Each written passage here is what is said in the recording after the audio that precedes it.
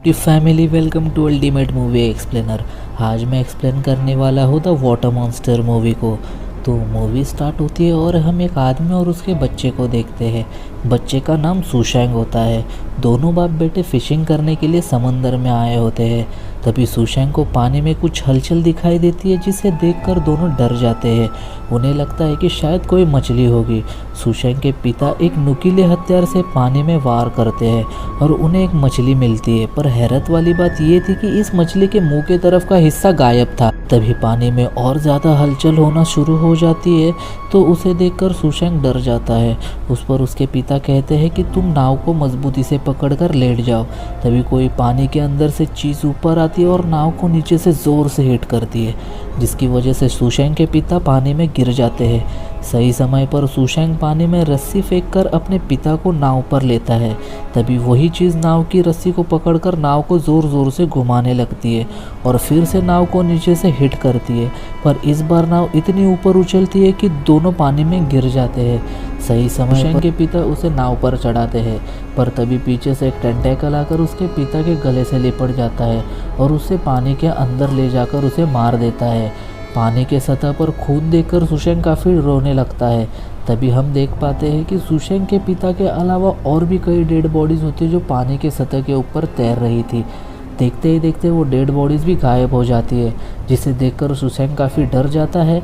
तभी पानी के अंदर से हमें नाव को पकड़े हुए दो हाथ दिखाई देते हैं, जिस पर सुशैंग अटैक करता है और इसी के साथ सीन चेंज होता है और हमें एक लड़का दिखाया जाता है जो अपने दोस्त को ही मार रहा था। असल में ये वही लड़का था जो हमें मूवी के स्टार्ट में दिखाया गया था। समय रहते सुशैंग होश में आता है और उसके दोस्त को छोड़ देता है। असल में सुशैंग अपने दोस्त पर अटैक इसलिए करता है क्योंकि तब सपने में उसे अपने बचपन का हादसा याद आता है। सीन यहीं पर कट होता है और एक लड़के को दिखाया जाता है जो हाथ में मछली लेकर एक बूढ़े आदमी से बात कर रहा होता है। वो बूढ़ा आदमी कहता है कि कोई बड़ी मछली पकड़ कर लाओ, ये क्या छोटी मछली दिखा रहे हो। ये सुनते ही वो लड़का वहाँ से चला जाता है। फिर हमें सुशैंग और सुई नाम की एक लड़की दिखाई जाती है। असल में ये दोनों एक दूसरे से प्यार करते हैं। जहाँ सुशैंग सुई को एक हाथ से बनी हुई प्यारी सी नाव गिफ्ट करता है। उसे वो नाव काफ़ी पसंद आती है, पर सुई उस गिफ्ट को नहीं रखती और उसे लौटा देती है और कहती है कि मैं ये गिफ्ट नहीं रख सकती, अगर मेरे पिता को पता चलेगा तो वो काफ़ी गुस्सा होंगे।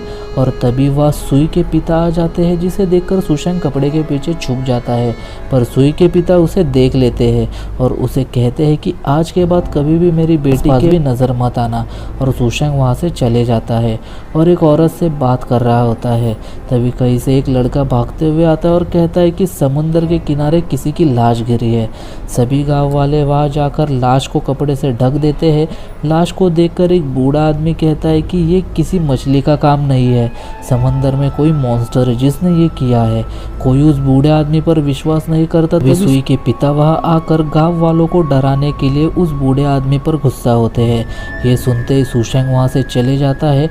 जाते जाते वो देखता है कि सुई का छोटा भाई, जिसका नाम नौशा होता है, वो समंदर के किनारे खड़े होकर एक बत्तख को मार रहा होता है। सुशैंग उसे कहता है कि यहाँ से निकलो, पानी के पास खतरा है। बात करते करते हम देखते हैं कि उस बत्तख को कोई चीज़ पानी में खींच लेती है और जब नौशा मुड़ता है तो बत्तख गायब हो चुका था। सुशैंग अपनी गर्लफ्रेंड सुई से मिलता है और उसे कहता है कि जल्दी जाकर अपने भाई को घर लेकर आओ। सुई जब समंदर के पास आती है तो वो देखती है कि नौशा बत्तख को निशाना बना रहा है। तभी नौशा भी देखता है कि बत्तख को किसी चीज़ ने पानी के अंदर खींच लिया है। नौशा उस बत्तख को देखने के लिए पानी के अंदर जाता है। तभी उसे आवाज़ आती है कि कोई उसे उसके नाम से पुकार रहा है। यहीं पर रात होती है और सारे गांव वाले नौशा को ढूंढने लगते हैं, पर वो कहीं भी नज़र नहीं आता।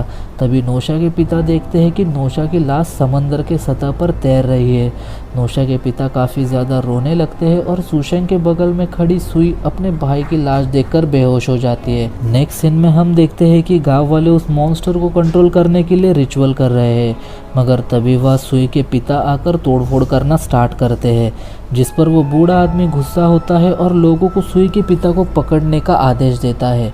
दूसरी तरफ हम सुई के पिता को देखते हैं जो नाव में खड़े होकर पानी में बॉम्ब फेंक रहे हैं ताकि वो उस मॉन्स्टर को मार सके। पर गांव वाले उसे पकड़कर एक खंबे से उसे बांध देते हैं, जहाँ वो बूढ़ा आदमी सुई से कहता है कि तुम इन्हें नहीं खोलना, क्योंकि ये सब तुम्हारे पिता के सेफ्टी के लिए ही कर रहे हैं। रात होने पर वो मॉन्स्टर सुई के घर आता है, जहाँ उसके पिता को बांधा हुआ होता है। वहाँ वो मॉन्स्टर आकर उसका सर खाकर गायब कर देता है। सुबह जब सुई अपने पिता को नाश्ता देने आती है, तब वो अपने पिता की सरकटी लाश देखकर काफ़ी डर जाती है और रोने लगती है। वहीं दूसरी तरफ वो बूढ़ा आदमी कहता है कि ये जो कुछ हो रहा है उसे ख़त्म करने के लिए हमें एक लड़की की कुर्बानी देनी होगी।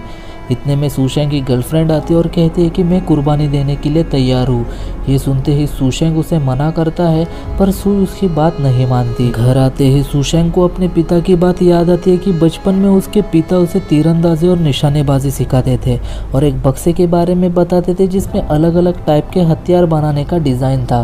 सुशेंग उस बक्से को खोलकर उस डिज़ाइन की मदद से हथियार बनाने लगता है, जिससे वो उस मॉन्स्टर को मार सके।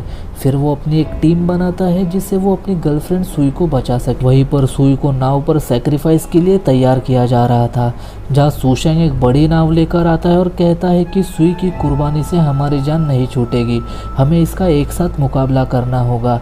इसकी बात सुनकर सुई काफ़ी खुश होती है। वो बूढ़ा आदमी गाँव वालों को सुशेंग की बात मानने से मना करता है, बट सब लोग उसकी बात मान लेते हैं और उसे नाव पर मॉन्स्टर का मुकाबला करने सवार हो जाते हैं। तभी वो देखते हैं कि जो जंजीर उन्होंने पानी में फेंकी थी उससे वो मॉन्स्टर पकड़ लेता है और देखते ही देखते उस जंजीर को वो तोड़ देता है। तभी सुशेंग का दोस्त पानी में कूद कर देखता है, पर वहाँ कुछ भी नहीं होता। तभी अचानक वो मॉन्स्टर सुशेंग के दोस्त को पानी के अंदर खींच के ले जाता है। तब हम देखते हैं कि वो मॉन्स्टर पहली बार सबके सामने आता है, जो देखने में काफ़ी क्रीपी था। वो मॉन्स्टर पानी के ऊपर से भागता हुआ आकर नाव पर से एक आदमी को खींचकर पानी में ले जाता है और उसका सर ही खा लेता है। सुशेंग उस पर कई बार हमला करता है, पर हर वक्त वो मॉन्स्टर बच जाता है और सबकी आंखों से बचकर नाव के ऊपर जाकर बैठ जाता है और अचानक से ऊपर से आकर सुई को पकड़ने की कोशिश करता है। तभी सुशेंग उसे जंजीर से पकड़ लेता और सभी उसे लोहे के हथियारों से मारने लगते हैं, पर वो बच जाता है और एक के बाद एक सब पर हमला करने लगता है। बहादुरी से सब उस मॉन्स्टर का मुकाबला करते हैं और उसे एक जाल में फंसाते हैं, पर जाल से निकलकर वो पानी में छलांग लगा देता है। रात होने पर सभी सुई के घर पर जमा होकर उस मॉन्स्टर को पकड़ने के लिए जाल बिछाते हैं, पर वहाँ खड़ा एक आदमी काफ़ी डर जाता है और कहता है कि मैं घर जा रहा। सब उसे समझाते हैं कि इस वक्त घर जाना खतरे से खाली नहीं है, पर वो किसी की नहीं सुनता और वहाँ से चला जाता है। जैसे ही वो जंगल में पहुँचता है, वो मॉन्स्टर वहाँ आकर उसे मार देता है और उसे मारकर वो सीधे पहुँचता है सुई के घर, जहाँ वो मॉन्स्टर गाँव वालों के जाल में फंस जाता है और तभी वह लोग आकर हथियारों से उस पर हमला करते हैं। वो मॉन्स्टर सभी को जख्मी करता है और तभी एक आदमी एक बॉक्स उस मॉन्स्टर के ऊपर छोड़ता है। तभी सुशेंग उस पर तीर चलाकर उसे लोहे के पिंजरे में कैद कर लेता है। तभी वह गांव वाले आते हैं और कहते हैं कि इसे मार दो और जला दो। सभी सुशेंग से काफ़ी खुश थे। तभी वो बूढ़ा आदमी आकर कहता है कि तुमने ये बहुत गलत किया है।